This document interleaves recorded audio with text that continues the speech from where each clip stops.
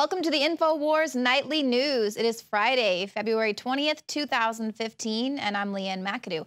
Here are tonight's top stories. Tonight, new Snowden documents reveal cell phone backdoors.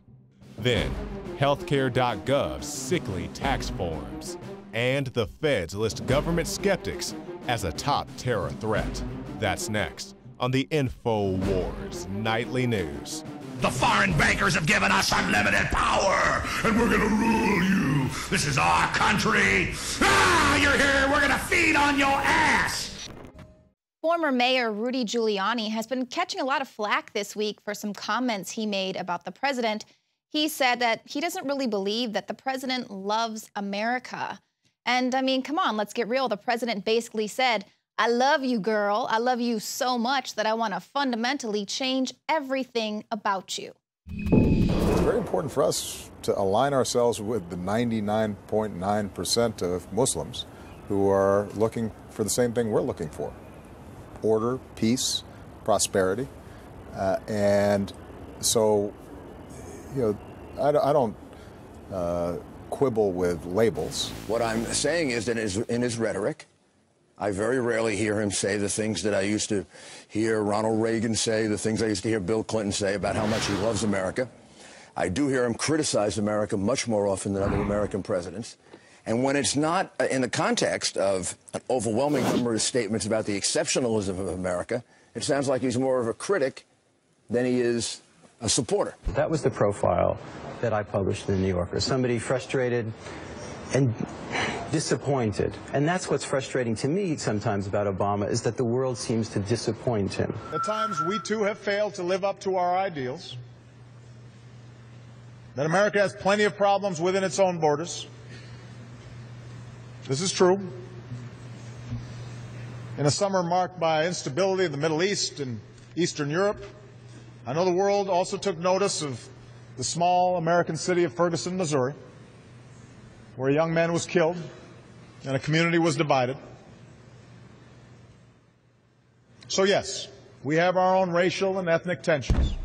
I've got a pen and I've got a phone, and I can use that pen to sign executive orders and take executive actions and administrative actions that move the ball forward. Unfortunately, you've grown up hearing voices that incessantly warn of government as nothing more than some separate, sinister entity that's at the root of all our problems. Some of these same voices also do their best to gum up the works. They'll warn that tyranny is always lurking just around the corner. You should reject these voices. I think you all know that I've always felt the 9 most terrifying words in the English language are, "I'm from the government and I'm here to help." Help them build their economy so they can have job opportunities for these people. You're right. There is no easy solution in the long term to preventing and combating violent extremism. But if we can help countries work at the root causes of this, what makes these 17-year-old kids pick up an AK-47 instead of try to start a business? And of course, one of the ways that Obama is fundamentally changing America is via executive amnesty. Now, we're going to air the rest of that report. It'll be playing after the end of the news tonight, but it has some shocking revelations about just exactly who the president wants to bring into the country. And of course, these are going to be people that are bringing the threat of terror not just to our borders, but actually within the nation as well. Now, despite the fact that a majority of Americans consider ISIS to be the #1 threat to America, the DHS is still fretting about anti-government groups. We became aware that these 2 individuals were extremists in their beliefs and were actively plotting to kidnap and kill at least 1 Southern Nevada police officer. Important to mention here, the FBI lists members of this anti-government movement among the nation's top domestic terror threats. Police say the 2 found a vacant house. They rigged it with bolts drilled into wall supports, creating a makeshift jail where they plan to hold captive officers, try them in a court of their own laws, and then kill them. So as you can see, they're basing this whole propaganda campaign on a couple of probably meth heads who equips their house with booby trap nails in the walls? I mean, these people aren't just paranoid about the government. They're probably concerned about anybody coming near them. But they're going to base their whole entire report that the biggest threat facing the country are these really obscene anti-government people. And these people, of course, are not tied to a huge terrorist network. But that does not matter. The Department of Homeland Security circulated their intelligence assessment earlier this month. It focuses on right-wing sovereign citizens and other domestic extremists. DHS completely dismissed the intelligence that was obtained by Judicial Watch that ISIS militants were stationed in Juarez, could be planning attacks inside the United States. ISIS militants are openly bragging about the fact that they have sleeper cells within the country waiting to conduct devastating attacks on U.S. soil. Of course, they've made threats to the military and family members of the military. The FBI's most recent national terror threat assessment completely omits Islamic terrorists, and instead they focus on sovereign citizens and the militia movement. So obviously this is a lot less about combating extremists and more so about demonizing those with an opposing ideological view. The true threats by ISIS are continually being sidelined. Now, despite this domestic threat being the biggest concern for the federal government, they don't even invite the chief member of the FBI to this latest extremist summit. The White House did not invite the most senior American official charged with preventing terrorist attacks, the FBI Director James Comey, to the three-day conference that was held this week on countering violent extremism in the United States and abroad. The administration says it didn't want the event to be focused on law enforcement issues. This was according to senior American officials. Now, the New York Times points out how Mr. Comey's Russian counterpart is in attendance. And this was a department that allegedly withheld information that could have prevented the Boston bombings. So, I mean, he's there. He's got a seat there at this summit. And stopping terrorist attacks has been the FBI's highest priority since 9/11, overseeing joint terrorism task forces in every major American city. They bring together federal, state, and local authorities to investigate terrorism. But he wasn't, important enough. He didn't really need to know what was going on here at this terror summit and how to avoid terror attacks within the United States. And obviously, with this latest report, they're thinking that domestic terrorism is the greatest threat. It just doesn't really make a lot of sense unless, you're trying to leave the country open to vulnerability. Now, we also have some latest revelations from Snowden. These latest docs reveal quite a frightening reality for those of us who thought cell phone encryption would help protect us from the prying eyes of the NSA. This is new reporting by The Intercept. It reveals how spy agencies hacked the world's largest SIM card manufacturer. This is the NSA and their British counterpart, GCHQ. They worked together in order to hack into the computer systems of the world's largest manufacturer of cell phone SIM cards. This gives government spies access to highly guarded encryption codes and unparalleled abilities to monitor the global communications of those with phones using the cards. Now, the target of this government hacking operation was a company called Gemalto, whose clients include AT&T, T-Mobile, Verizon, Sprint, and about 450 other wireless network providers around the world. It produces 2 billion SIM cards a year. Now, The Intercept reports that with these stolen encryption keys, intelligence agencies can monitor mobile communications without seeking or receiving approval from telecom companies and foreign governments. Possessing the keys also sidesteps the need to get a warrant or a wiretap. It also leaves no trace on the wireless provider's network that the communications were intercepted. Bulk key theft additionally enables the intelligence agencies to unlock any previously encrypted communications that they have already intercepted but did not yet have the ability to decrypt. These two agencies mine the private communications of unwitting employees, and this was in multiple countries. So obviously, once again, we have our government engaged in some pretty unconstitutional behavior, some deceptive practices, if you will, but they're always kind of passing the buck when it comes to that. This is for our safety. And then when you have other companies like Venezuela daring to come out and say that they think that a lot of what's happening in their country is because of the United States government, they're quick to deny that and play innocent. just today, Venezuela arrested the mayor of Caracas over what socialist President Nicolas Maduro alleged was a coup plot financed by the U.S. and directed from Washington. The arrest of Mayor Antonio Ledesma, who is a veteran opposition leader, comes nearly a year to the day after another opposition leader was detained amid fierce protests against Maduro that turned deadly.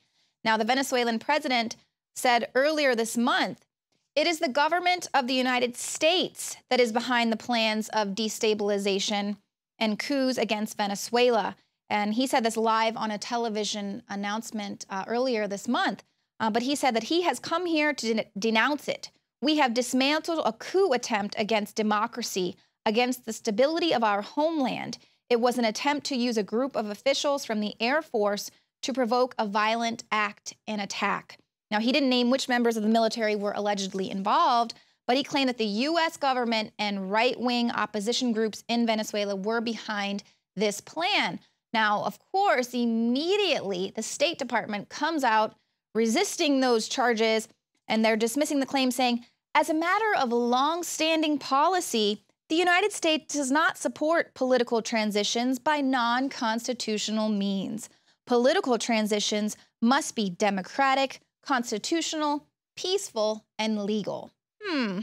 Now, she goes on to say that Venezuela is just trying to blame others for their own failures. But come on, how many times has the U.S. government been involved backing violent coups? Here's one reason why Venezuela might be a little bit paranoid. I mean, aside from the fact that the U.S. tried to overthrow Hugo Chavez, but recent declassification of more than 20,000 secret documents revealed the role of the CIA and the White House in the Chilean coup in the 70s.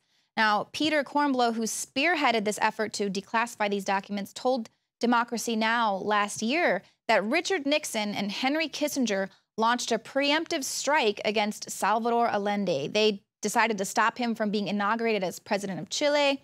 Nixon instructed the CIA to make the Chilean economy scream, to use as many men as possible. Now, initially, they wanted to keep Allende from being inaugurated as president at all, but when that failed, and after the assassination of the Chilean commander-in-chief that the U.S. was behind, Kissinger then went to Nixon and said, "Allende is now president. We're going to have to work with him. The State Department thinks that we can coexist, but I want you to make sure that you tell everybody in the U.S. government that we cannot let him succeed because he has legitimacy. He is democratically elected." So there we have it right there. Kissinger saying we have this democratically elected leader who has legitimacy because the people elected him, and we need to take him out. We cannot coexist. Kissinger goes on to say, what's going to happen to the balance of power when other countries get this bright idea that they can have democratic elections, have presidents in power who aren't going to be puppets of the White House? He said that balance, the shift in the balance of power would change their interests fundamentally, obviously changing the interests of the U.S. But the State Department, you know, here they are reasserting us that the U.S. would never support political transitions by non-constitutional means and that they should all be nonviolent and democratic and constitutional. Just ask Libya and Syria and Iran and Iraq and the Ukraine and many, many other places. We can point out so many other coups, but the State Department is just going to continue pushing out their propaganda. Hey, they're from the government and they're here to help. But what else happens when the government exceeds its competence? Well, as if tax season wasn't frustrating enough, now the White House says it has sent out 800,000 bad tax forms. The Obama administration says it sent out about 800,000 healthcare.gov customers the wrong tax information. Officials are asking those consumers to delay filing their 2014 taxes. These errors mean that nearly 1 million people will have to wait longer to get their tax refunds this year. So you're either going to have to wait to calculate your taxes or have a do-over if you were a good little citizen and filed early.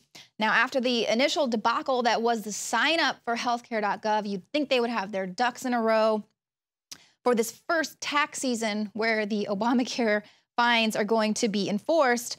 But to avoid the political damage that its program creates, the Obama administration did announce today that it would be extending once again the open enrollment period from March 15th through April 30th. So once again, just shifting deadlines, rewriting the law. This was a mandate, remember, this was the law, but again, pushing the deadlines back. Now, coming up, even just resembling a criminal now could ruin your education, could ruin your career. And then I am going to be speaking with liberty activist and Chinese immigrant Lily Tong Williams. She has a very dire warning about Common Core. The knowledge of the ancients, tried and true, trusted herbs and extracts fused with the latest nutraceutical science. Introducing the all-new Ancient Defense Herbal Immunity Blend, crafted with over 14 key ancient herbs and extracts to supercharge and prepare your body for what experts admit is the most dangerous season of the year. We have rejected hundreds of other formulations in our quest to bring you what is simply the most powerful and comprehensive proprietary formula that we have ever created in the realm of herbal immunity. For the last 2 years, our team has been working with top doctors, nutritionists, and chemists to develop the ultimate nutraceutical formulation. Experience the benefits of combining over 14 ancient herbs and extracts with exciting new advances in nutraceutical science. For a limited time, get 25% off on this introductory offer. Visit ancientdefense.com or call 888-253-3139. ancientdefense.com. Used since before the days of the Roman Empire to support the body's natural systems and enhance overall health. Introducing the new InfoWarsLife.com oil of oregano formulation, a highly advanced nutraceutical form of this key herb that has been traditionally used by civilizations for thousands of years to promote health. We have now procured the most high quality and potent forms of oregano oil on the market, sourced from top leading manufacturers to ensure a concentrated level of bioactive ingredients. Extracted directly from the wild herb and sealed in easy-to-use capsules, you will no longer need to endure the burning of liquid oregano on the tongue. Wild crafted from the Mediterranean oregano species that experts agree is one of the most powerful and most challenging to acquire. This winter season, it's more important than ever to secure this true form of oil of oregano. Now available in our limited first run at InfoWarsLife.com. That's InfoWarsLife.com or call 888-253-3139. And don't tell me that I'm a weirdo because I'm upset about this. I'm just sick of dishonorable trash. Supreme Cobra Commander! You're failures! You think I'd sell my family out like you, dirtbag? Jakari Jackson for NoWorldOrder.com. Campus rape is a very serious allegation and should be treated as such. But what if you, an innocent person, are caught up in the net and are being punished for a crime that you did not commit? Innocent college student subject to restraining order for resembling alleged rapist. An innocent male student was reportedly banned from entering large areas of his liberal arts school in Oregon after a female classmate accused him of slightly resembling a rapist she encountered months prior in another state. He was ordered to stay away from a fellow student, cutting him off from his housing, his campus job, and educational opportunity, all because he reminded her of a man who had raped her months before and thousands of miles away, said Professor Janie Haley of the Harvard Law Review. Which is to say, after a thorough investigation, this man has been proven innocent, but is still being punished for a crime that he did not commit. And all due sympathies to the young lady, but now this young man is having his educational opportunities ruined because he slightly resembles a perpetrator. And going from an innocent man to people who are definitely guilty, but were able to continue their crimes because of political correctness. About 1,400 Rotherham children sexually exploited over a 16-year period. The uncompromising report on events in South Yorkshire town between 1997 and 2013 said in more than a third of these cases, the youngsters were already known to child protective agencies. The report said, by far the majority of the perpetrators were described as Asian by the victim. But the investigator said, counselors seemed to think it was a one-off problem they hoped would go away, and several staff described their nervousness about identifying the ethnic origins of the perpetrators for fear of being thought racist. Political correctness allowed these rapists to run wild in the Rotherham streets. Now let me be very clear, I'm not saying all Asians are rapists or Muslims or anything like that. It was these particular men who just so happened to be Asian, but they didn't want to come down on these guys. They didn't want to go round them up because of their ethnic origin. And these are the type of political correctness things we see in our societies and allow guilty people to get away with their crimes. You can find more reports at InfoWars.com.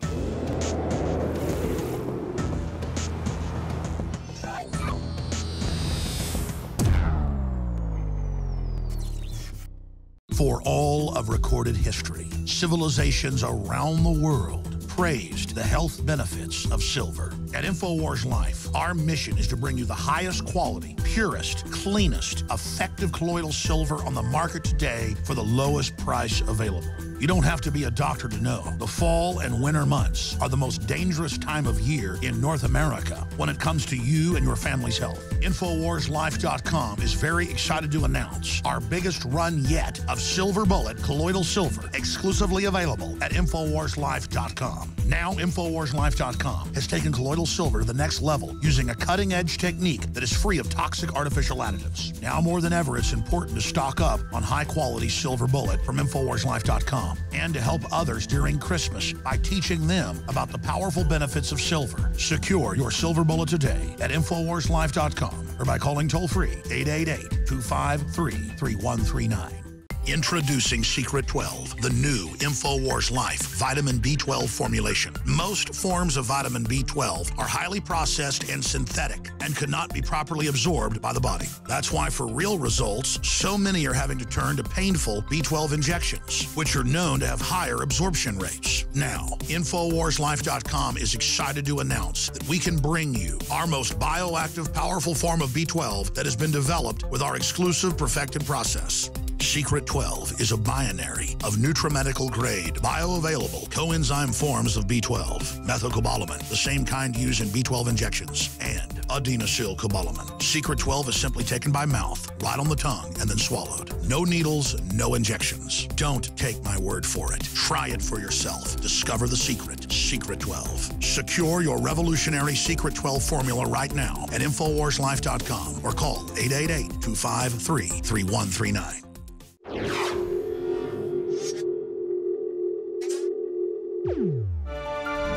My guest today is liberty activist Lily Tong Williams. Lily was a candidate for the Colorado Libertarian Party in 2014. She's testified against gun control laws, and you can read her article, Guns Against Tyranny. It's published at National Review Online. But Lily is also a very outspoken opponent against Common Core, and I wanted to invite her on the show today because I think her story has a little bit more perspective rather than just parents who are worried about the state taking away their parental rights. She actually grew up in communist China. Lily immigrated here from China in 1988, and she says, as a Chinese immigrant, I know what it means to be free.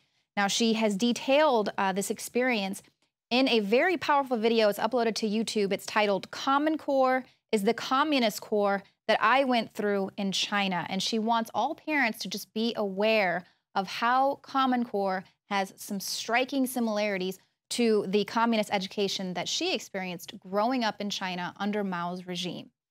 So Lily, thank you so much for joining me today. And I just wanted to get right into it because I think that your story is so important to tell, because we definitely can see that there's a slow creep of tyranny happening here in America. For some, it's so slow that they don't even recognize it, if they even want to believe it's happening at all. But you've lived through it, and that's why I thought your story was just so important. So what was it about Common Core that raised the red flags for you? Well, I got into more research on Common Core last year when I became the Libertarian candidate for House District 44 in Colorado. The more research I dig into, the more scared I become. And just based on two principles. One is top-down, centralized government control, nationalized education, nationalized standards, and then that will lead to nationalized assessment and indoctrination, the curriculum. And that's number one. Number two really scares me is that the data tracking, collection of our children, and starting as early as kindergarten, preschool, then we'll follow them to college and to the future employment. That's exactly what I went through in China. And that's why I started to come out to say, hey, this just reminds me the China communist education I had under Mao. And I was very scared. I feel like it's my moral obligation to tell people the truth.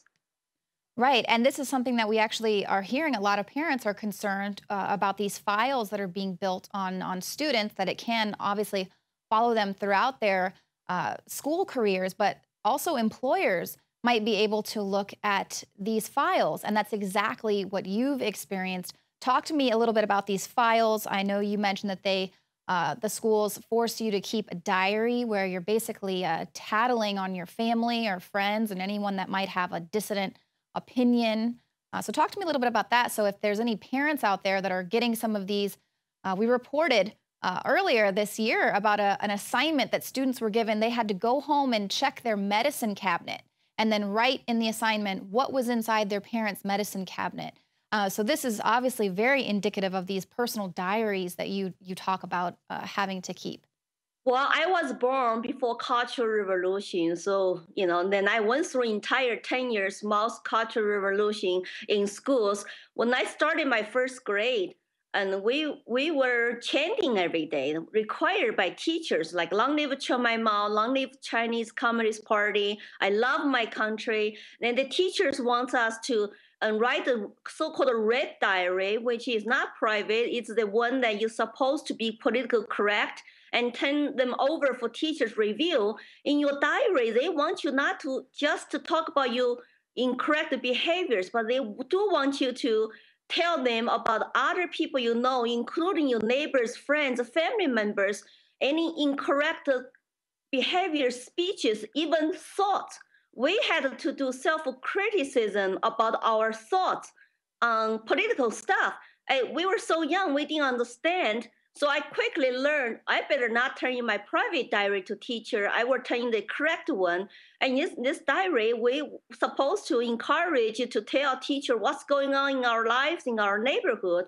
And then we had to quote Chairman Mao's quotations once in a while to show us we are really on the target. And that's really sick because I see that happen in this country where people are encouraged to report on their families and their life, and to be politically correct, to conform what the government wants you to do, and neighbors call police, report on each other. It's just really sick. I went through that. I can see clearly what they're doing in this country. Right, and then with this household registration, and then you have this personnel file, this is then passed along to whatever government corporations people are going to then be kind of funneled through, where you were just one of 3 people selected to be able to go and work in the law field, right? So if you had messed up, you would have just been sent back to live in poverty. Yeah, my file followed me since first grade. In this file, my family information, my siblings, and my political beliefs, my family's political class. So they classify people in the red versus black classes, and they know exactly where you live, where your family is from, what do they do, their political beliefs, their religious belief, and if they have any disciplinary actions, and my grades, my behaviors, my psychological profile, my mental health. All that details is in my file. We have to take an updated picture once a year, and that file followed me to middle school, high school, and college. By the only time I broke that tracking system is by coming to the United States. Then they threatened me, you got to sign this piece of paper before you leave. You promise come back to your motherland, all your personal file will be sent back to your hometown in Chengdu, Sichuan province. That means I will lose my professor career in law school in Shanghai forever. I will start fresh when I go back. And also there's always dark shadow there to say I left the country, did not go back on time. It's really that kind of tracking system to keep you under control from birth to death. And that's communist system. I would hate to see that happening in this country. Right, and it absolutely already is happening in this country. And we already have, they're lauding China for their restrictions on the internet. And again, they're just saying, wow, the Chinese are just doing a really good job there, I guess because they see how high the test scores are. But children are not standardized, but they're forcing them into this standardized form of testing. We actually have a story of an Ohio high school teacher. She won the 2014 Top Teacher Award, and then she resigned at that ceremony, basically saying that she just couldn't stand how Common Core was leaving children with special needs behind. And that's exactly what would happen for a student in China. If you're having some issues, you're just going to get, if you can't pass these tests, you're done for. Yes, we have a nationalized college entrance exam once a year. That's like really once a lifetime opportunity for you to go to college. And that's only when you can be enrolled in 4-year government colleges. If you don't pass that, no matter how good student you are, you cannot go. So some students are under tremendous pressure. Sometimes they fail because it's once a time you take that test. And also that this system they have, it's like they just want you to conform. And you spend so much time every day, 10 to 14 hours a day for high school students to prepare for the test. You have no time left for extracurricular activities. You have no time for free mind thinking, for creativity, for innovation. That's why I mentioned in my YouTube video, we have 0 Nobel Prize winners from China's education system. United States is ranked #1 in the world in terms of Nobel Prize winnings in medicine and in science. That tells you something. So we are a group of huge test takers, machines, but we cannot think independently. We cannot be re-innovative. And that, to me, it tells you something. We should not try to learn and to be like China, because they want their massive students to be like a robot. They are score high in tests, but so what? They have a low life. They have no individual critical thinkings. And this is America. We want our students to be Americans and who can challenge authorities, who fight for our freedom, but not to be controlled by government.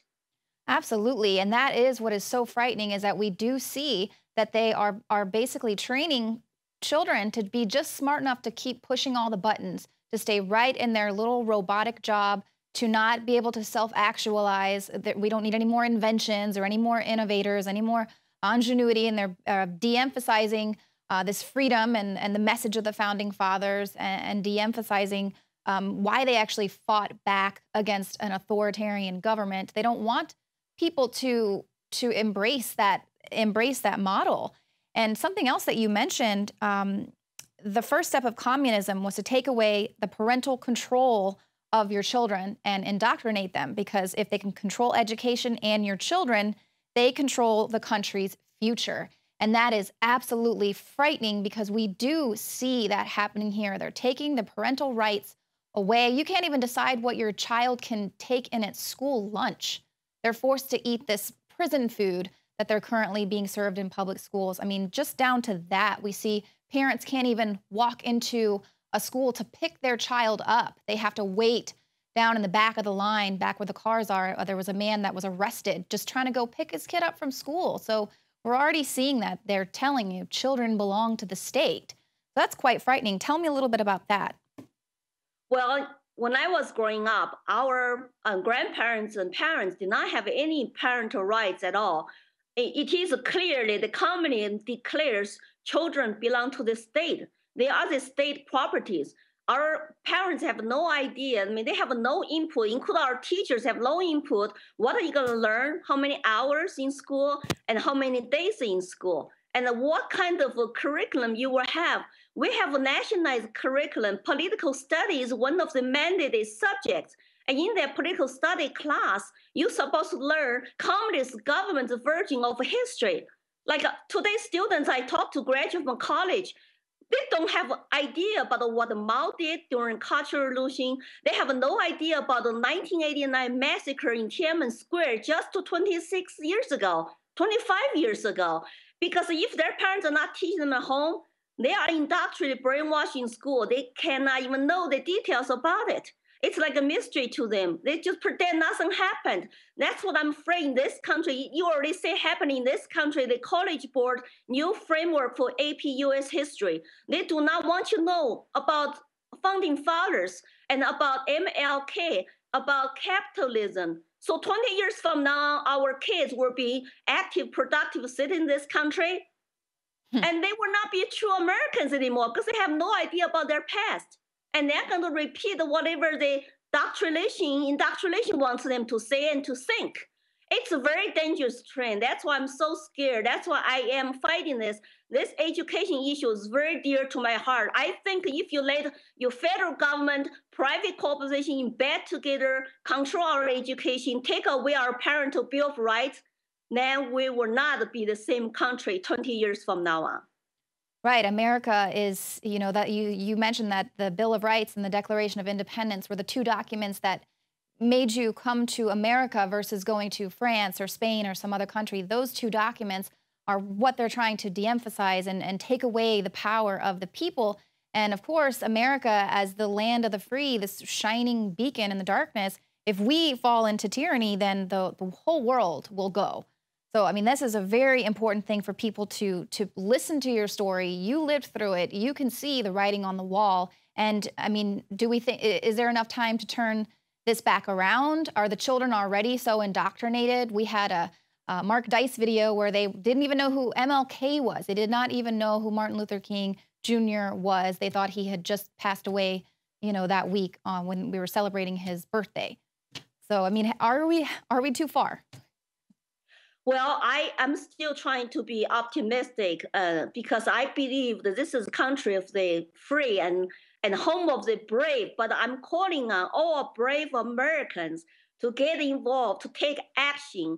If you majority of American people is silent when government's doing this kind of garbage to our country, to our children, then you're going to lose all the rights and freedom you have. So I'm still fighting. I want the people to join the fight and speak out and spread my messages. And by somebody who lived through this tyranny, this communist core education, if we all united, do not give up and keep fighting, yelling, screaming, and shouting, we will hold our elected politicians accountable. We just cannot be silent. We cannot just say, oh, there's nothing as an individual I can do. I too believe in individualism. One individual can make big difference. If we have millions of them united to make difference, the impact would be huge. So we just have to send a very clear now message to those people in Washington, in your state board of education, in your state House and Senate, and ask them to listen to you, to keep our freedom, to fight for parental bill of rights, and to keep our children belong to their parents, not to the state. But that will be going down the communist path. So please ask people to listen to this and go to my Facebook page, follow my post, and let's fight this together. Time is running out. We got to take action every day. Absolutely. Very well said. And just briefly, now I know that something else that was really important to you, gun control laws. You are very outspoken against that. You have an article called Guns Against Tyranny, published on National Review Online. Just briefly talk to me about that article and why, in your experience, is this important? I just testified a couple weeks ago to support a bill to repeal magazine ban in Colorado. They want to limit our magazines to be 15 rounds. And I asked them this question: how I'm going to use it against tyranny? Do you limit your government soldiers' magazines? Do criminals limit theirs? No. You only want to limit ours. Then how am I going to go fight against tyranny like students, citizens in Beijing in 1989? If the government had all the tanks, all the machine guns, and citizens had no guns at all, you know, gun right is extremely dear to me. When I first come to this country, hold a gun in my hand, I feel first time in my life I'm no longer a slave. So I want to tell people gun rights, education are the two biggest issues we are facing today. Hold on to those rights and fight with your life, with your last breath. Do not give them up. And they are going to lose their children. They are going to lose, their Second Amendment right if they don't fight really hard to speak up. And I'm not exaggerating. It's like making things up or, calling this communist core. To me, it is true. I went through that. I can say their strategies, their tactics are so, familiar to me. It's like, don't bullshit me. I have listened to that before. I have seen that. I don't buy that at all. They make sounds wonderful. Global ready, college ready. We are New World Order. What can improve our standards? It's a BS. It's not their purpose. Their purpose is to have government control. It's for profit. Yeah, absolutely. Be made for the corporations. Yeah, and for Americans, we've just always been free, quote unquote free, so we don't even realize when our liberties are being taken away from us, just slowly but surely. But from someone who's come where you had absolutely zero freedom to a country that is free, you're able to just recognize when those liberties are being slowly pulled and you know what tyranny looks like. So That's their technique anyway. Their technique is to take away, like Hitler said, just take away their freedom a little by little every day. So they don't realize it until the point's crossed. It's too late. You know, you will be too late. I think this next couple years is very critical for us to fight. Get rid of Common Core and get rid of gun control attempts by some people, and get people to involve, to be educated. There are lots of Americans who just not educated, they're not informed, and how important it is for you to keep your freedom.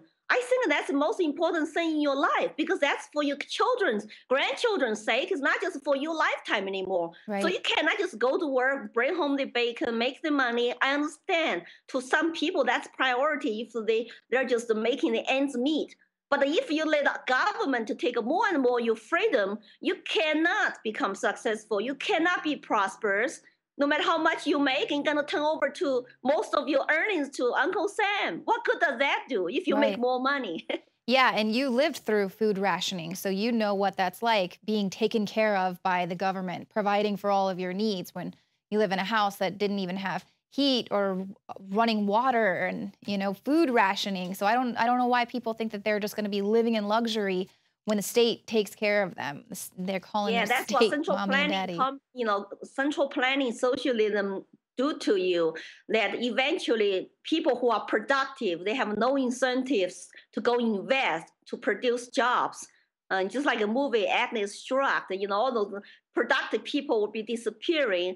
That's what the China economy was when I was growing up. It was no productivity, it was not efficient. So people were dirt poor. Everybody was poor except maybe very few percentage on the top. Now we had like a little bit of food, meat, and just rice and to survive. Right. I really, that's why I can't let my kids waste food in this country. It's like, you know what I went through, you got to eat this leftover next day. Yeah, well, and that's the thing that I find so surprising, is that we have so many Americans that take their liberty for granted. And then we do have people that come here and are fighting for our freedoms because of they're fighting for the freedoms that they came here to enjoy as well. It's just, I mean, it's pretty crazy to me that you have a lot of, kids growing up now that don't even know the story of the founding fathers, or can't even say any bits of the Declaration of Independence. But we're happy to have you on our side. I'm glad too. I want all liberty-loving people in this country really to be united. I want to point out another communist tactic is to divide the people, divide their citizens by classify them, by politically categorize them, white versus black and brown. And I don't buy that, because I want all people who love freedom to realize that's typical government strategy. They want you to be divided. They want the neighbors to report on each other. They even want the family to report on each other. Guess what? They benefit. That means they got you totally controlled. When you are not loyal to each other anymore, you become more loyal to the government regime, and you call police every time you got an issue with your neighbor. It's wrong. It's dangerous. That's what we went through in China. So don't let the government divide us. We need to be united, and we need to be more tolerant of each other. Yeah, absolutely. Goodness, you're like giving me the goosebumps, because that's what we are seeing here with the nanny state and people calling on their neighbors and tattling and forcing families to be broken up and divided. A mom had to go to jail because she dared let her child play at the playground while she was working, even though she could see her, out the window. And I mean, that's the kind of thing that's happening now. It's just crazy to actually listen to what you're saying, and for what we do here at InfoWars. It's just the writing is on the wall. That's why I posted something on Valentine's Day that we could not even tell our families about love. We're supposed to express love to the party, to the church, my mom, and they think that when you love each other as individuals, then they cannot regulate. That's very private. That's expression of individualism. And they want you to be totally loyal to them, to love them. That's why when you see communist countries, they always have pretty girls, pretty boys, young pictures, and to show their total loyalty to the party, to the political regime. That's a very, very sick society. I still have a hard time to tell my family today in China, I love you in Chinese, because we were criticized that time. If you do that, So they're not used to it. But I tell my kids in this country all the time, I love you in both Chinese and English. I have no problem. But I can't do that to my own family members in China. Is that sick? And that's why some immigrants are not standing up, speaking up like me, because they are still trapped in their indoctrinated mind, in their old mentality. Some are afraid. They cannot, conquer that fear. Their government might still give them the retaliation. I keep telling myself, well, this is my duty. I cannot live in fear. I'm going to say whatever I believe is true. Well, Lily, thank you so much for joining us today. Lily for Liberty, that's your Facebook page. Be sure to go there, like her page. She's updating constantly every day, a lot of calls to action. I know people are always looking for solutions. How can we actually do anything about this tyranny? And you do provide a lot of those things there, just very simple steps that people can do one person at a time. Yes, an individual can make a difference. LilyForLiberty.com. Thank you so much. Thank you. And that's it for the show tonight. Thank you for watching. If you are watching us on YouTube, hit the subscribe button and become a subscriber to the Alex Jones channel. You can also become a member of PrisonPlanet.tv. For your subscription, you can share your username and password with up to 20 people at the same time, and you'll get instant access to over 18 years worth of content that you will not find on YouTube. So those are just a few of the perks. Thanks for tuning in, and we'll see you here again Monday at 7 p.m. Central.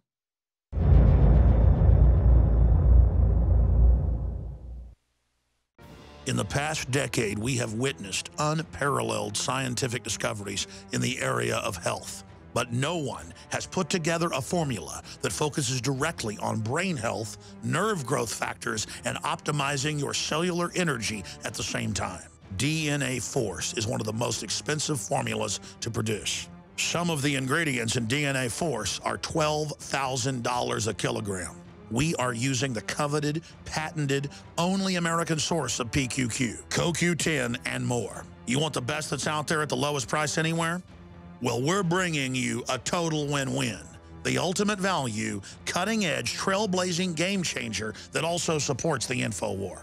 We have produced a limited run of DNA Force, and it will take up to 12 weeks to produce more once we sell out. Secure your DNA Force today at InfoWarsLife.com or call toll-free 888-253-3139.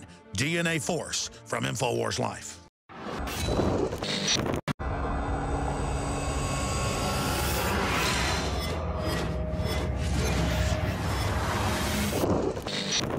It's very important for us to align ourselves with the 99.9% of Muslims who are looking for the same thing we're looking for: order, peace, prosperity. And so, I don't quibble with labels. What I'm saying is that in his rhetoric, I very rarely hear him say the things that I used to hear Ronald Reagan say, the things I used to hear Bill Clinton say about how much he loves America. I do hear him criticize America much more often than other American presidents.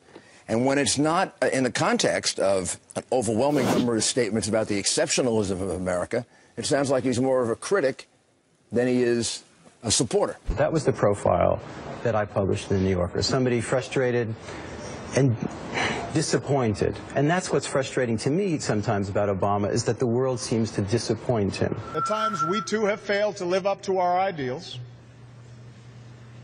That America has plenty of problems within its own borders. This is true. In a summer marked by instability in the Middle East and Eastern Europe, I know the world also took notice of the small American city of Ferguson, Missouri, where a young man was killed and a community was divided. So yes, we have our own racial and ethnic tensions.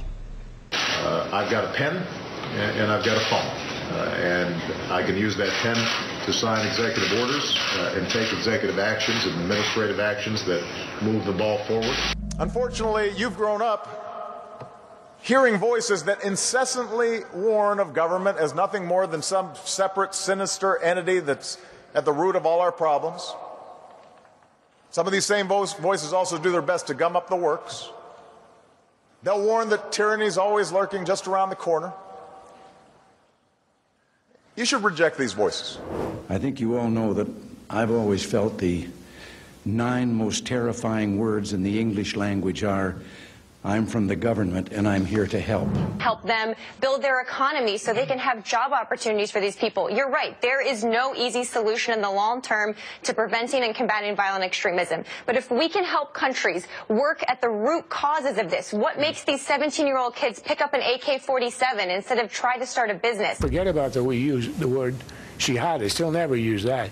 But he refuses to use the word Islamist, which is used throughout the Muslim world.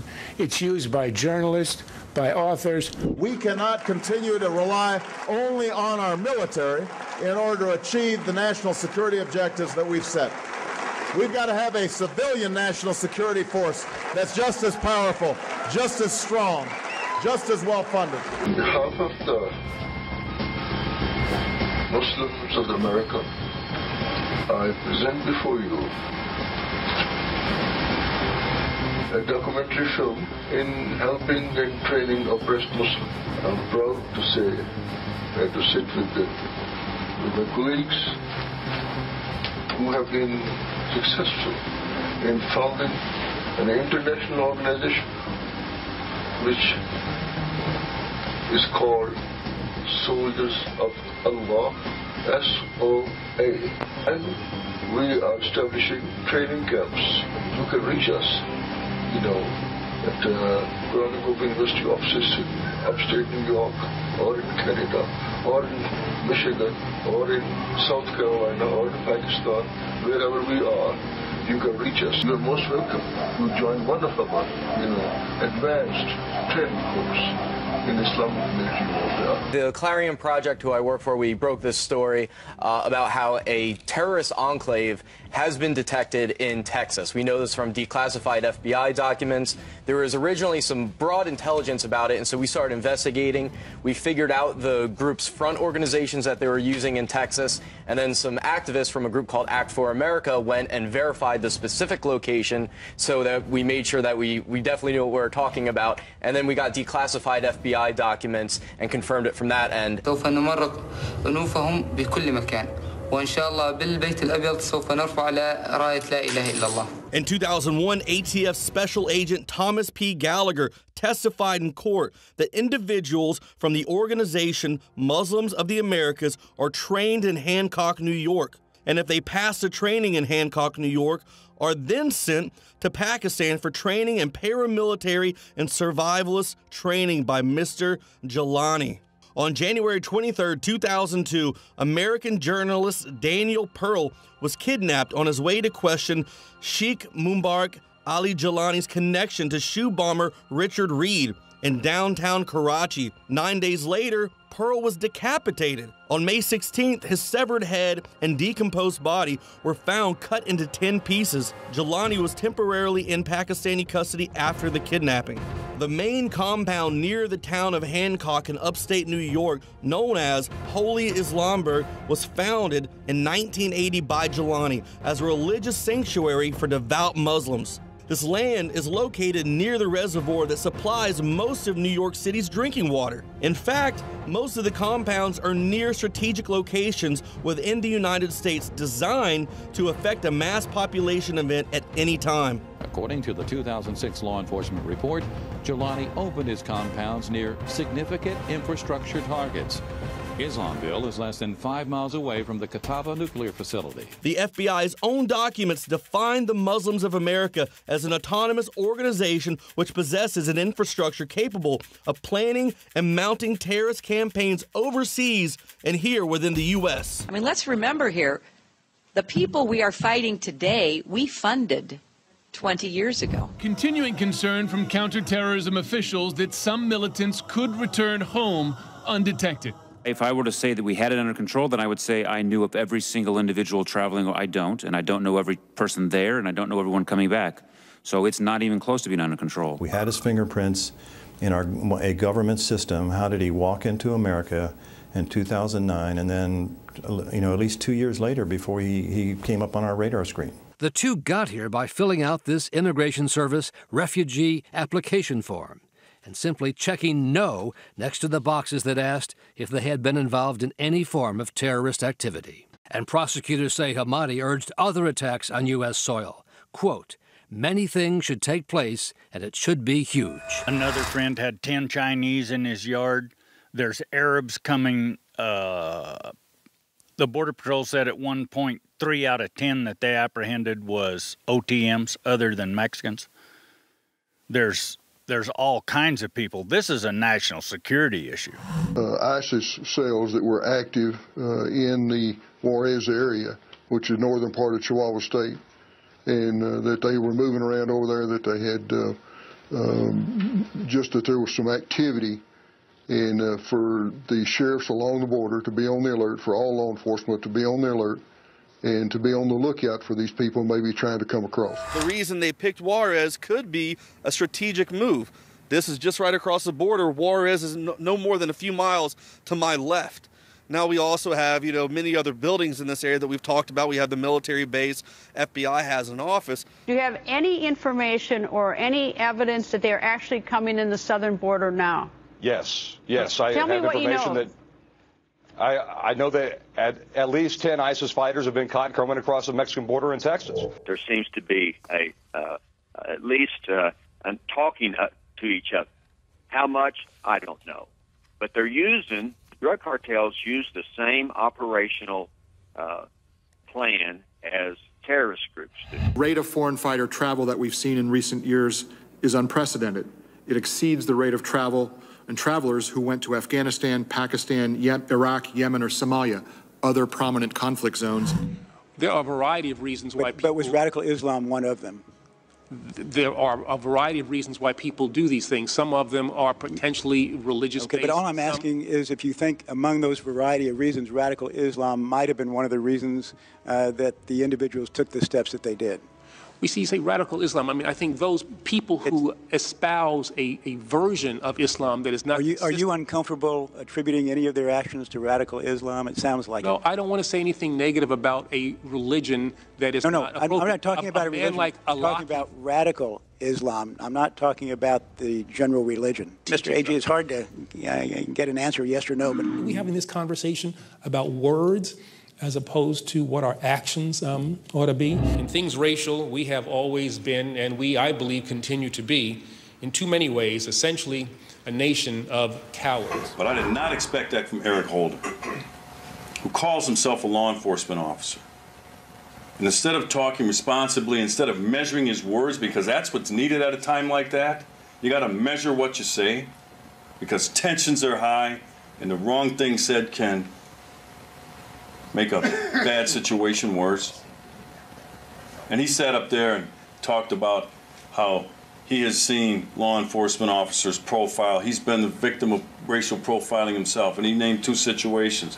One in a traffic stop in New Jersey, and he said, I remember feeling the indignation as they searched my vehicle. And then he talked about a situation when he was in Georgetown, not too far from here, and how he and a friend were stopped on the way to the movie theater, and they felt that they were racially profiled. And he said, I was a federal prosecutor when those things happened. And I said, wait a minute. Mr. Attorney General, if you felt those officers had violated your Fourth Amendment rights and you're a federal prosecutor and you didn't say anything at the time, on behalf of everybody in the United States, you could have done something if you felt that. You could have made a complaint. And all you ISIS people threatening us, hey, we're not a French newspaper, okay? We got people that have taken your asses out in this building right now. We're armed to the teeth, and we're not scared. You got that, you sons of bitches? And look, the Middle East is coming apart with this administration's policy. Look at Libya. We should never have gone into Libya. Gaddafi was on our side. Look at Egypt. Morsi is now going after the Muslim Brotherhood and the radical Islamists, and we've got Muslim Brotherhood in the U.S. government today. And so look at what's going on in Syria. Who from the Muslim Brotherhood is in the U.S. government right now? Who? Yes. Look, I haven't got their names exactly, but there's a list of them, at least 10 or 15 of them. Do you know any major Arab ally that embraces ISIL? I know major Arab allies who fund them. He spent about an hour meeting with 5 different rebel commanders who came from all over Syria to plead with him for heavier weapons, a no-fly zone, and airstrikes against the forces of President Bashar al-Assad. And he's very social and becoming borderline communist. He wants to redistribute wealth, take money that was honestly earned in tax by people who struggled and suffered and paid the price to win that money, or at least keep it. He wants to take it from them, give it to people who don't have to do a thing. It's the will of the state to oversee everyone, and for the unions to control the employees, and for the CEOs just to sit and be quiet while we take all we can and then tax the rest. I mean, it's all been declassified that McCarthy was right, that the Pentagon was running the Soviet Union, basically. Traitors are not gentlemen, my good friends. They don't understand being treated like gentlemen.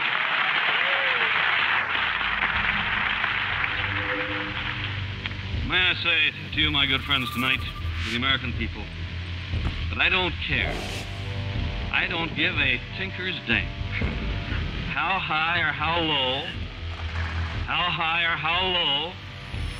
people in either the Republican or Democrat Party, either party, are unhappy about our methods.